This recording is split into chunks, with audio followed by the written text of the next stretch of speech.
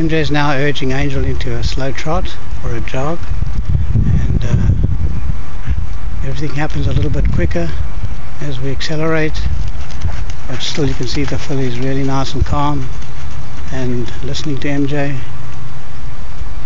And she sits the trot now for a while, and she also posts the trot, so we do both, sitting and posting the trot. She's got a little log there which she's asking Angel to walk on or trot over, and really doing a great job with this filly, guiding her, showing her where to go, using the power of focus, showing her with the hands just like that. Turn to the right, circle to the right, put your nose on the circle, drop your head, stay soft in the face.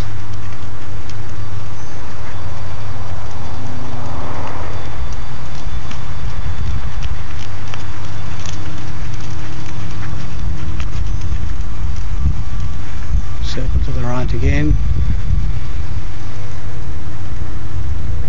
Still teaching her to bring her head down a little bit.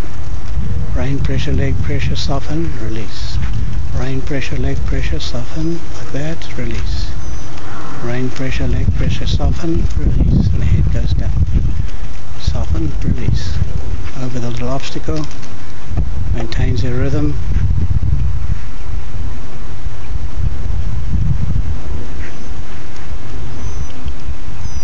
She slowed down, MJ squeezed, double clucked for the trot, and off she went again.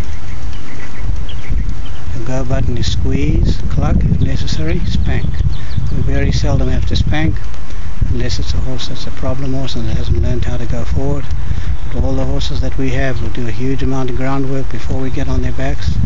They are taught to follow this cluck sounds: 1 cluck for a walk, 2 clucks for a trot, 3 clucks for a canter, so that by the time we get on their back they're very familiar with those clucking sounds and they know what they mean.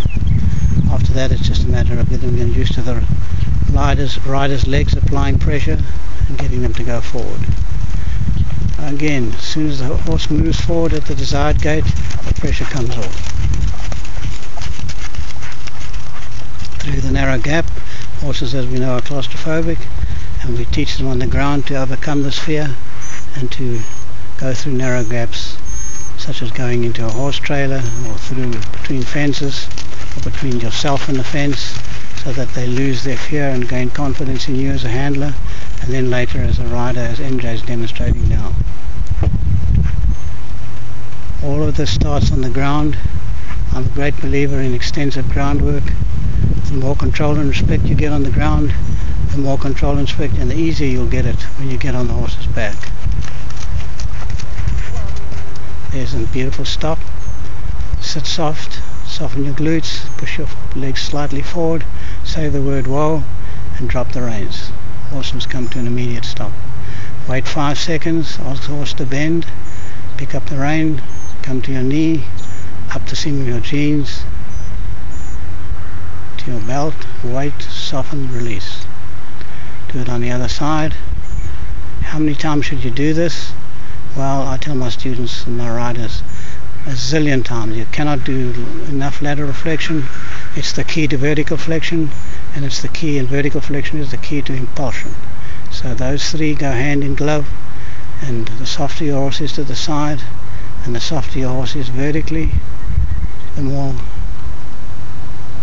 she'll be able to use her hindquarters, get her hocks underneath her, and be able to drive forward with ample amounts of impulsion.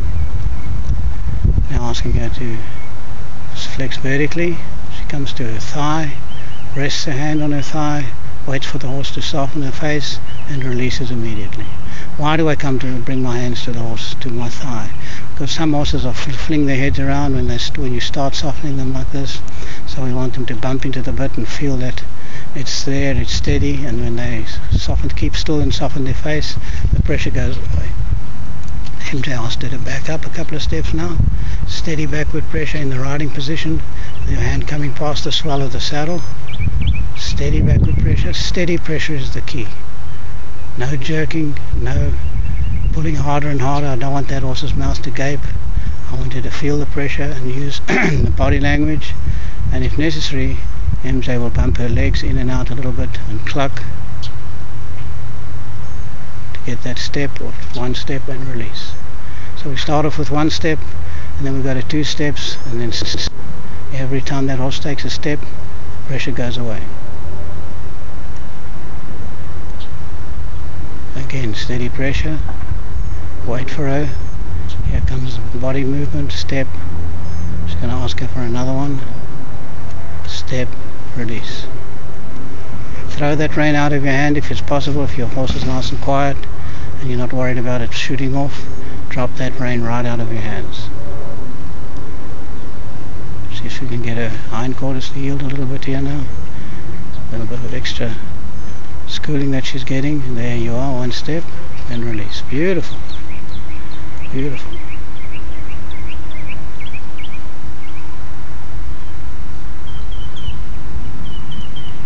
Get that leg back, look back,